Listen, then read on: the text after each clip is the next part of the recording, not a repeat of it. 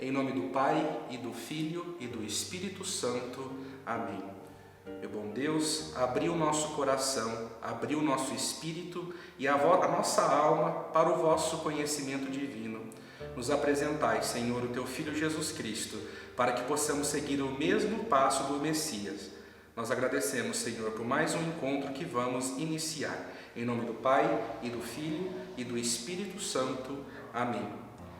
Queridos catequizandos, é com muita alegria que nós damos início a mais um encontro de catequese de adultos. Quero manifestar a minha alegria e a minha gratidão pelas tarefinhas, pelos feedbacks, pelos retornos que eu estou tendo dos vídeos anteriores que nós gravamos. Então nós já estamos iniciando o nosso terceiro encontro. Eu me programei para nós fazermos apenas 3 encontros nesta etapa da iniciação à vida cristã. Mas como a outra parte do vídeo vai ficar um pouco longa e eu não queria deixar este vídeo longo, então eu separei essa parte final em 2 vídeos. Então, esta semana, nós trabalharemos um tema e na outra semana encerrando este processo que nós demos início lá 2 vídeos atrás, iniciação à vida cristã. Certo? Então, muito obrigado a vocês que estão acompanhando, a vocês que estão assistindo. Bem, hoje nós estamos aqui na Capela do Santíssimo. Eu creio que vocês já devem ter ouvido falar, alguém deve ter falado: eu vou no Santíssimo rezar, eu vou até Jesus, eu vou até no Sacrário rezar. Pois bem, aqui na nossa Igreja Matriz, esta é a Capela do Santíssimo. Aqui atrás de mim nós temos o Sacrário. O que é o Sacrário? O Sacrário nada mais é aquilo que guarda aquilo de mais precioso, aquilo de mais valioso, o maior tesouro da nossa igreja, a Igreja de Cristo, a igreja que tem a missão de continuar a perpetuar os ensinamentos de Cristo aqui no mundo terreno, aqui nos dias de hoje. O Sacrário, ele guarda não uma coisa, não uma espécie. O Sacrário guarda uma pessoa. O Sacrário guarda o próprio Cristo. Portanto, meus irmãos, minhas irmãs, querido catequizando, querida catequizanda, esta catequese é toda especial, pois nós estamos aqui na presença de Cristo, em seu corpo, sangue, alma e divindade, presente na Eucaristia. Nós vamos falar da Eucaristia mais para frente.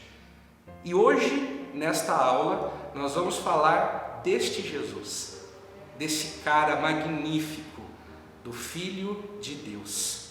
Eu queria que você, para darmos início ao nosso encontro, eu queria que você pegasse a sua palavra, você pegasse a sua Bíblia e abrisse ali no Evangelho de João, capítulo 3, versículo 16. Perceba bem, nós estamos falando a respeito da iniciação à vida cristã. Nós já falamos do amor de Deus, o amor que Deus tem por nós, impessoal, intransferível e nos ama de um modo único. Falamos também de como o pecado atrapalha o nosso relacionamento com Deus.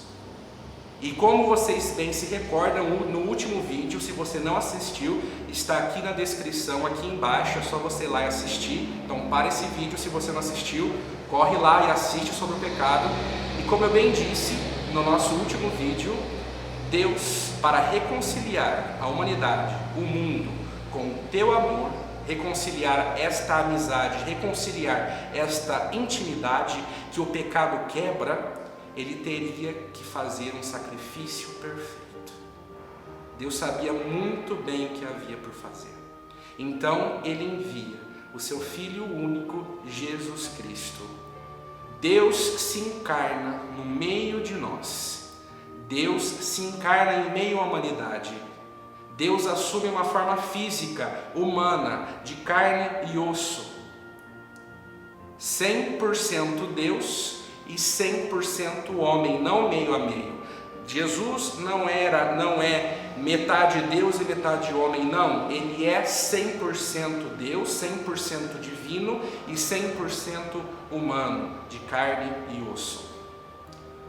Então, ele se encarna pelo seio da Virgem Maria. Veja bem, nós vamos falar muito da Virgem Maria, vai ter um encontro específico que nós vamos trabalhar a Nossa Senhora, a Virgem Maria, quem foi esta mulher, que não é uma mulher qualquer, onde Deus encontra nela graça e abundância. Veja bem, ele escolhe a Virgem Maria, um seio puro, uma virgem, para conceber um filho, um menino, que será o Salvador de toda a humanidade. Prosseguindo, continuando aqui, nós estamos então no Evangelho de João, capítulo 3, versículo 16. Neste momento, você abra aí a sua Bíblia, neste momento, Jesus vai ter um diálogo com Nicodemos. Prestem bem atenção no que Jesus vai dizer. Nicodemos era um fariseu, um homem da lei. E naquele tempo, os fariseus, os homens da lei, Nicodemos era um homem muito importante, de muito prestígio, de muito conhecimento, começou a disseminar entre os fariseus, entre o povo judeu, que havia um homem que eles estavam chamando de Messias. Este homem, diziam que ele era o escolhido, que ele fazia milagres, que falava que era filho de Deus. Veja bem, veja bem. E Nicodemos, ele ficou curioso. Nicodemos, ele ficou curioso para saber quem era esse homem. Nicodemos escutava os milagres, Nicodemos ouvia as histórias sobre Jesus, e ele ficou curioso. E uma noite, ele vai até Jesus. Veja bem, Nicodemos, ele vai até Jesus. E um certo diálogo ele vai ter ali com o mestre. Ele chama Jesus de mestre. Ele vai, em determinado momento, ele vai dizer assim: aquilo que você faz, Jesus, os milagres que você está fazendo, você não poderia fazer sozinho. Se você não tivesse Deus ao teu lado, você não ia conseguir fazer. E Jesus começa a ter uma intimidade com aquele homem. Veja bem, em determinado momento, o que Jesus vai dizer para Nicodemos. Eu gosto muito desse trecho, porque para mim ele resume muita coisa, resume bem a missão da vinda salvífica de Jesus aqui na terra. Vamos lá?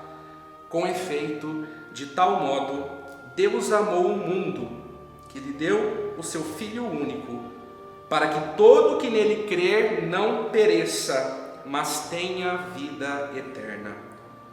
Pois Deus não enviou o Filho ao mundo para condená-lo, mas que o mundo seja salvo por ele. Palavra da salvação, glória a vós, Senhor. Olha só o que Jesus fala, o que Jesus revela a Nicodemos.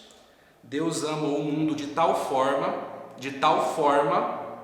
que ele envia o seu Filho único para salvar a humanidade, para restabelecer a amizade, a intimidade que nós já falamos. Não sei se vocês vão se recordar, no nosso primeiro vídeo, eu fiz uma comparação do amor de Deus com uma mulher que está à porta da prisão, vendo seu filho sofrendo, que cometeu alguns crimes, e essa mulher ainda fala: sim, ele fez tudo isso, pode ser tudo isso que você está falando, diz ao repórter que está entrevistando ela, mas ele continua sendo meu filho. Veja só, o tamanho amor dessa mãe não chega nem aos pés do amor que Deus tem por nós. E esta é a prova: o tamanho que Deus tem por nós é de enviar o seu Filho, o Filho único, se encarnar. O próprio Deus se encarna aqui para vencer a morte, para destruir a condenação que o pecado causa em nós. Então nós podemos analisar a vida de Cristo em 3 etapas e 3 formas, para a gente poder compreender. E essas 3 formas, elas estão intimamente ligadas no projeto de salvação de Deus. O primeiro aspecto é a vida de Cristo. A vida de Cristo e o seu anúncio do reino de Deus, os seus milagres, o convite à conversão. O segundo aspecto é a morte de Cristo. como um sacrifício perfeito. A vida e a morte, elas não se resumem nisso só.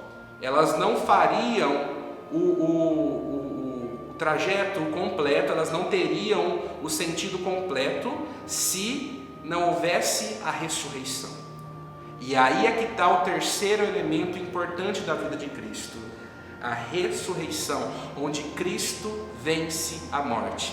E vencendo a morte, o próprio Jesus vencendo a morte, Ele apaga em nós a culpa original. Então, Deus nos ama, a partir de então, Deus nos ama em Jesus Cristo, e crendo no Filho, nós podemos então chegar ao Pai, chegar ao projeto original para o qual nós fomos criados. Veja só que bonito que é esse entendimento da essência da vida de Jesus, a sua vida, morte e ressurreição. E analisar esses 3 pontos, como nós faremos mais para frente, analisar alguns pontos específicos, nós vamos perceber que para ser cristão é necessário nos moldar a nossa vida, o nosso espírito, da mesma forma que Cristo moldou a sua vida ao Pai. O catecismo da igreja, ela vai trazer por que Jesus é chamado Cristo. Eu vou ler para vocês. Cristo em grego, Messias em hebraico, significa ungido. Jesus é o Cristo porque é consagrado por Deus, ungido pelo Espírito Santo para a missão redentora. Ele é o Messias, esperado por Israel, enviado ao mundo pelo Pai. Jesus aceitou o título de Messias, esclarecendo, porém, o seu sentido: aquele que desce do céu. Crucificado e depois ressuscitado, é o servo sofredor que veio para dar a vida em resgate por muitos. Do nome Cristo é que veio para nós o nome de cristãos. Cristo, ele é a essência da nossa fé católica.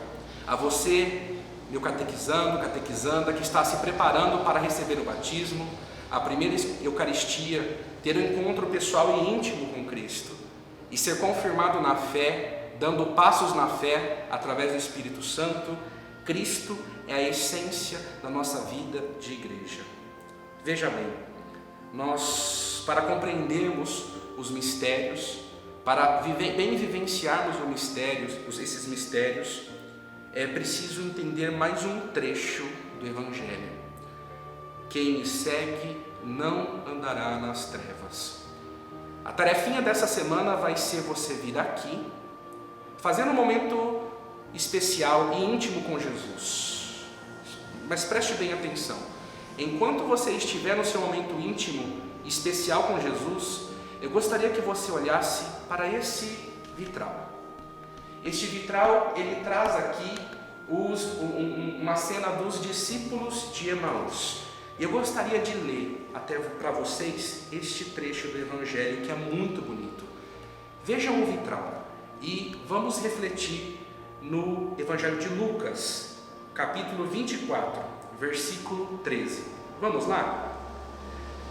Neste mesmo dia, 2 discípulos caminhavam para uma aldeia chamada Emaús, distante de Jerusalém, 60 estádios. Iam falando um com o outro de tudo o que se tinha passado. Enquanto iam conversando e discorrendo entre si, o mesmo Jesus aproximou-se deles e caminhava com eles. Mas os olhos estavam-lhes como que vendados e não reconheceram. Perguntou-lhes então: De que estáis falando? De que estáis falando pelo caminho e por que estáis tristes? Um deles, chamado Cleofas, respondeu-lhe: És tu acaso o único forasteiro em Jerusalém que não sabe o que nela aconteceu esses dias? Perguntou-lhes ele: Que foi? Disseram: A respeito de Jesus de Nazaré, era um profeta poderoso em obras e palavras diante de Deus e de todo o povo. Os nossos sumos sacerdotes e os nossos magistrados o entregaram para ser condenado à morte e o crucificaram. Nós esperávamos que fosse ele quem haveria de restaurar Israel, e agora, além de tudo isso, é hoje o 3º dia em que estas coisas sucederam. É verdade que algumas mulheres dentre nós os alarmaram. Elas foram ao sepulcro antes de nascer do sol, e não tendo achado seu corpo, voltaram dizendo que tiveram uma visão de anjos, os quais asseguravam que está vivo. Alguns dos nossos foram ao sepulcro e acharam-no assim como as mulheres tinham dito, mas a ele mesmo não viram. Jesus disse: ó gente sem inteligência, como sois tardos de coração para crerdes em tudo que anunciaram os profetas. Porventura não era necessário que Cristo sofresse essas coisas e assim entrasse na sua glória? E começando por Moisés, percorrendo todos os profetas, explicava-lhes o que dele se achava dito em todas as Escrituras. Aproximaram-se da aldeia para onde iam, e ele fez como se quisesse passar adiante. Mas eles forçaram-no a parar. Fica conosco, já é tarde e já declina o dia. Entrou então com eles. Aconteceu que, estando sentado conjuntamente à mesa, ele tomou o pão, abençoou-o, partiu-o e serviu-o. Então se lhes abriram os olhos e o reconheceram, mas ele desapareceu. Dizia então um para o outro: não se abrasava o coração quando ele nos falava pelo caminho, nos explicava as Escrituras? Levantaram-se na mesma hora e voltaram a Jerusalém. Aí acharam reunidos os 11, os que com eles estavam. Todos diziam: o Senhor ressuscitou verdadeiramente e apareceu a Simão. Eles, por sua parte, contaram o que lhes havia acontecido no caminho e como tinham reconhecido ao partir do pão. Palavra da salvação. Glória a vós, Senhor. Meus queridos catequizandos, vejam que bela, vejam como é bela este relato de Lucas Evangelista a respeito dos discípulos de Emaús. Percebam que era o dia da ressurreição, era aquele domingo, e os discípulos estavam tristes, caminhando quase sem direção rumo a Emaús. Eles estavam tristes e a tristeza os cegava. Então Cristo aproximou-se desses discípulos. Quando Cristo aproxima desses discípulos, ele aproxima devagar, ele escuta o que está acontecendo, ele escuta, ele presta atenção qual é a conversa. E então Jesus pergunta: o que estão comentando, o que vocês estão falando pelo caminho? E os discípulos não reconhecem sua voz. De tanta tristeza, eles não reconhecem a sua voz. Eles não reconhecem a pessoa que está junto com eles. De tanta tristeza, eles não compreenderam as Escrituras. Então os discípulos explicaram tudo o que havia acontecido, desde a morte, desde que Jesus tinha feito, desde o que Jesus era representado, do que Jesus representava para eles, desde o que ele tinha feito, os milagres, do anúncio do reino de Deus, da sua morte, e até o momento em que as mulheres ali encontraram o túmulo vazio. Então Jesus, ele vai falar o seguinte: ó gente sem inteligência, ele vai puxar a orelha: ó gente sem inteligência, como sois tardios de coração para crer em tudo aquilo que pronunciaram os profetas. Porventura não era necessário que o Cristo sofresse essas coisas e assim entrasse na sua glória? Os discípulos não tinham compreendido ainda a morte de cruz. Os discípulos ainda não tinham entendido o que de fato havia acontecido. Vejam bem, então Jesus, ele vai lá nos profetas falar tudo o que os profetas falavam de Cristo, falavam deste Messias. A certo ponto, preste atenção, a certo ponto, os discípulos começam a ter tanta intimidade com Jesus que o dia já estava terminando e eles iam parar para descansar, e Jesus fez com que ia adiante, mas os discípulos falaram: fica conosco, Senhor, já é tarde. Os discípulos convidam Jesus para ficar com eles naquela noite. Então, o que acontece? Jesus, eles sentam e entram no momento da janta, do jantar, onde eles vão se alimentar. Então Jesus, ele parte o pão. Este é o elemento central que eu queria falar para vocês neste encontro. Ao partir o pão, quando Jesus, ele parte o pão, e vocês vão perceber bem isso aqui no vitral, quando Jesus, ele parte o pão, aí os discípulos reconhecem o Mestre. É aí que os discípulos vão reconhecer que é Jesus. Como eu disse, o tema central da nossa fé é o próprio Cristo, que se doa na Eucaristia, que se doa no pão. E é ali, neste momento, em que Jesus ele parte o pão, é que os discípulos reconhecem que ele é o Mestre. Olha só que belíssimo relato do evangelista neste momento. E não acaba por aí. O evangelista vai relatar que os discípulos falaram assim: não nos abrasava o coração enquanto ele falava? Catequizando, eu quero desejar a você que está nos rumando para ter um encontro sincero com Cristo, para ser confirmado na fé do Espírito Santo, eu quero desejar a você, sempre tenha em mente isso: seguir a Cristo, seguir os passos do Mestre, é ter o seu coração abrasado, é ter o seu coração fervendo de alegria, de esperança. É quando você de fato entende, aí está o Mestre. Quando o teu coração abrasa, porque não tem como, se você estiver de puro coração, se você estiver com vontade, com o coração, a alma, o teu espírito aberto, para receber a graça desse cara aqui, eu vou falar uma coisa para você: não tem como você não perceber o teu coração esquentando, fervendo, um coração que se derrete pelo amor, o amor que Deus tem por nós em Jesus Cristo. Amém? Então, como tarefa, como eu já disse, como tarefa desta semana, eu gostaria que você tirasse um tempinho da tua semana e viesse até aqui na Capela do Santíssimo, rezasse junto com Jesus e fizesse essa proposta, essa experiência, e diga no seu íntimo, junto aqui com Jesus: fica conosco, Senhor. Louvado seja nosso Senhor Jesus Cristo, para sempre seja louvado.